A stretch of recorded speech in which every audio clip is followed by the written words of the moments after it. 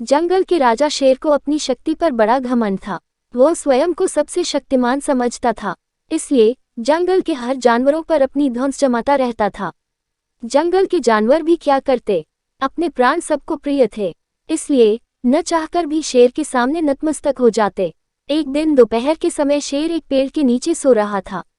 वहीं एक मच्छर भिनभिना रहा था, जिससे शेर की नींद में खलल पड़ रहा था। वो एक मच्छर से बोला, ए मच्छर, देखता नहीं मैं सो रहा हूँ, भाग यहाँ से, नहीं तो मसल कर रख दूंगा।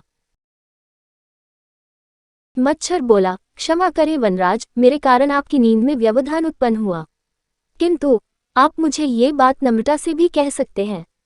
आखिर मैं भी इस धरती का जीव हूँ। अच्छा, तो तू छोटा सा मच्छर मुझसे जुबान लड़ाएगा? और क्या गलत कहा मैंने? तुम मच्छर हो ही ऐसे कि कोई भी तुम्हें यूं मसल दे। मैं तो ये बार बार कहूंगा, क्या बिगाड़ लोगे तुम मेरा?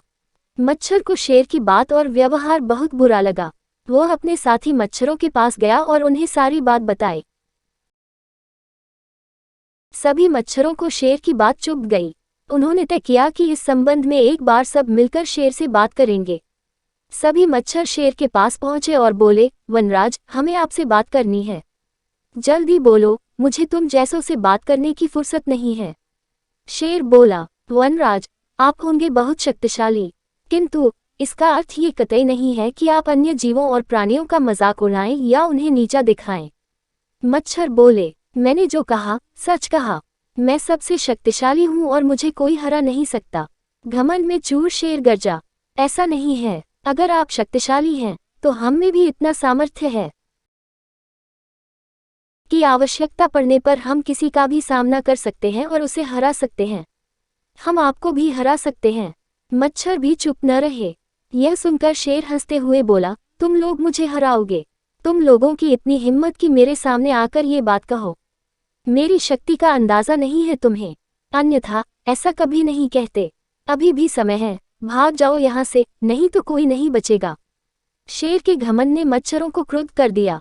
उन्होंने ठान लिया कि इस शेर को मजा चखा कर ही रहेंगे।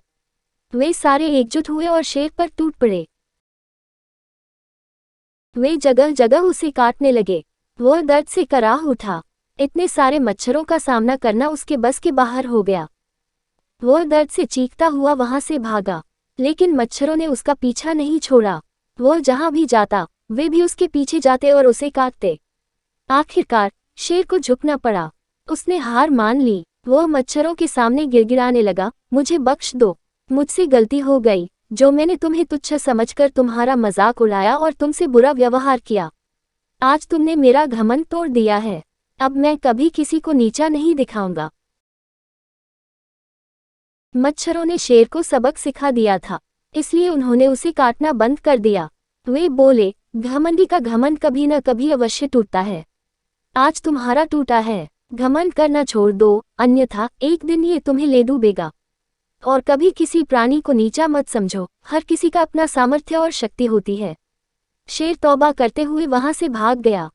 ऐसी ही और वीडियो के लिए चैनल को सब्सक्राइब करें और वीडियो को लाइक करें। धन्यवाद।